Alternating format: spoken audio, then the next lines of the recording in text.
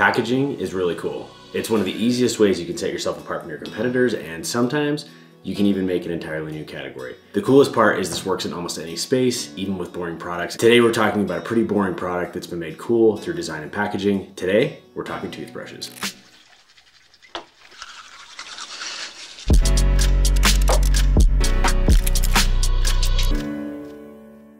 Welcome back to the packaging list, where we unbox and break down great packaging so you can make your packaging just a little bit better. If you have a brand, you're building a brand, or you want to make a product someday, hit the subscribe button so you can see all the cool breakdowns we have coming. Also, if you need help with your packaging, hit the link in the comments to schedule a call with us. Okay, let's talk toothbrushes. So the other day I head to Target to get a new toothbrush, and I noticed this section is dominated by a brand called Quip. I think the product is very cool, and they're communicating how cool that product is with, you guessed it, packaging.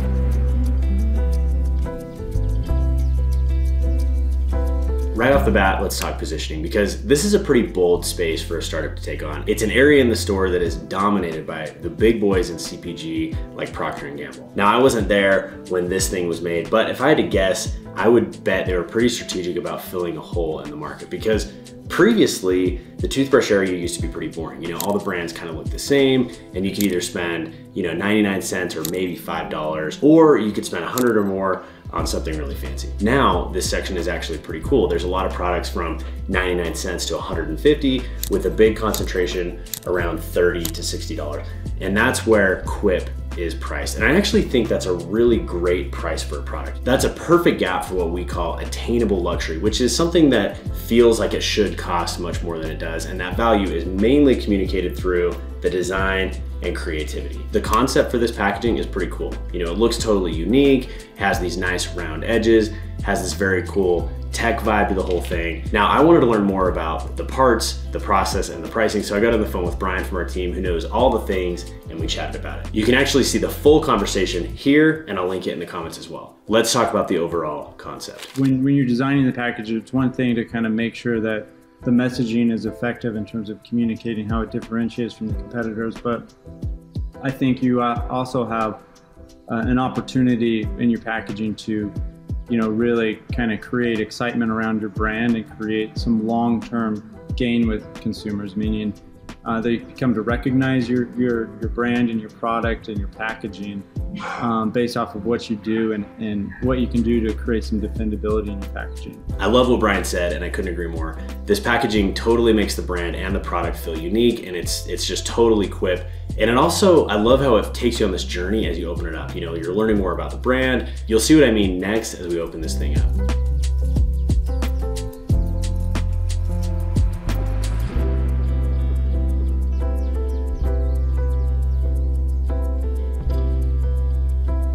First of all, you notice that there's no clear plastic on the outside of this box. And I think that's an interesting choice, because generally I think that people want to see the product, and I feel like you might lose a little bit not seeing the product, but the overall vibe of the packaging is just so cool. So I think it kind of balances out. Again, I love the rounded edges of this box. It just feels different than other things out there. It has a lot of shelf appeal, feels very different, very luxury. And I'm assuming there's this nice tray inside, and everything is nicely designed and laid out when you open it up. The design is very clean, and the messaging is very simple. There's a big emphasis on this subscribe feature, and they're letting you know you can use a refill. They also have different colors, and my guess is that most people buy it thinking it will be cheaper in the long run, and then maybe they end up just throwing it away and getting a new one so they can get a new color. So it's probably a pretty good decision from a sales standpoint, selling it as a refillable, knowing that people are still gonna want to swap it anyway. Has all the right certifications. Is this toothbrush approved by the American Dental Association? Has the right features listed. It's pretty nice, and it feels like what Apple would do if Apple was gonna make a toothbrush. One last thing. On the side of the packaging, it says actual size, and I love that. It actually makes me kind of more curious to see what the product feels like, because you can see it there and you just kind of want to feel it. As we open it up, you have this really nice pull tab on the side that tears open. I think that's a really nice effect. You have the outer paper sleeve.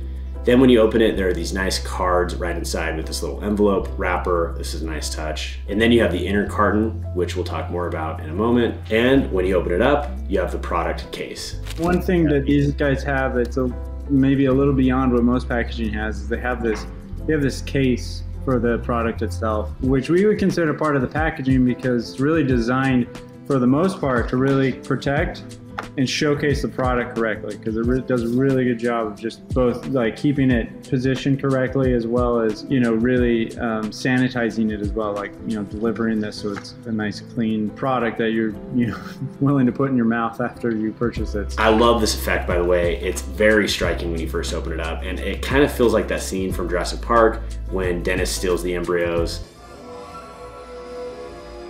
Honestly, I wouldn't have been surprised if this thing like let out a puff of smoke or steam when the product came into view. Let's talk more about this inner carton, because I think this is a really nice use of a cheap part and a cheap process.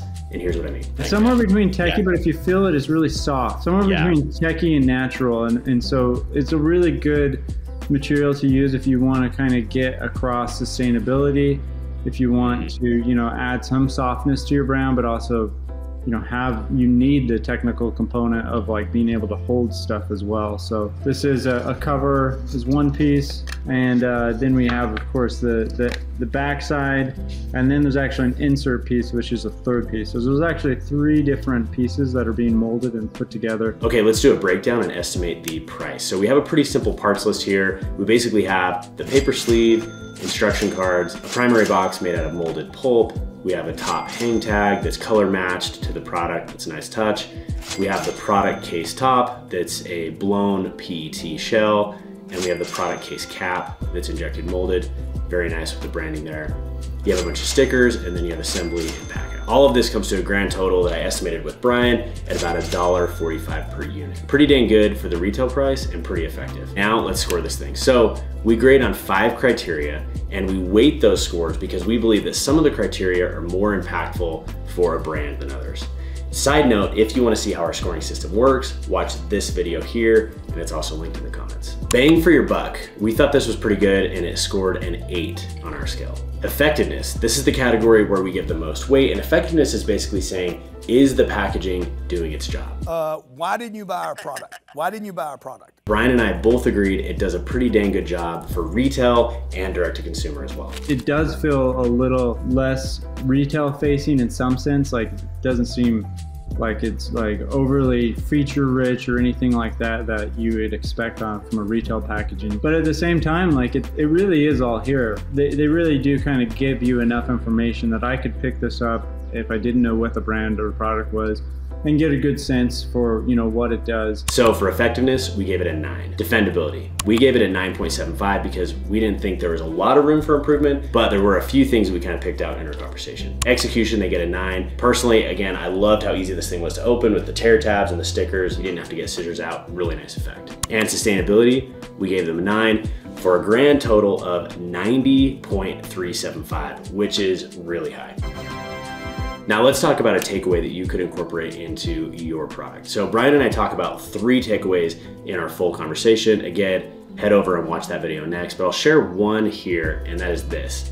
Don't be afraid to do something different. I think so often you see, you know, brands that really are doing something very similar to what everyone else is doing within their space. And these guys have really kind of taken an opportunity to do something different that you know, just kind of shows the power of like, if you do it different and you do it right, of course, you know, they've really thought this through and iterated to get it right. You can really stand out from the pack and, you know, use it to really build on top of and kind of create a really great brand experience with the consumer. When you're looking at inspiration for your product, it might actually be best to not look at your competitors. You know, so if you're building a candle brand, maybe look in the headphone section for packaging inspiration, or if you're building a jewelry brand, maybe reference high-end cosmetics or perfume. You get the idea. So that's it. That's Quip. Next time I come in here, y'all better clean this shit up and brush your teeth. Very cool packaging and a lot to learn from them.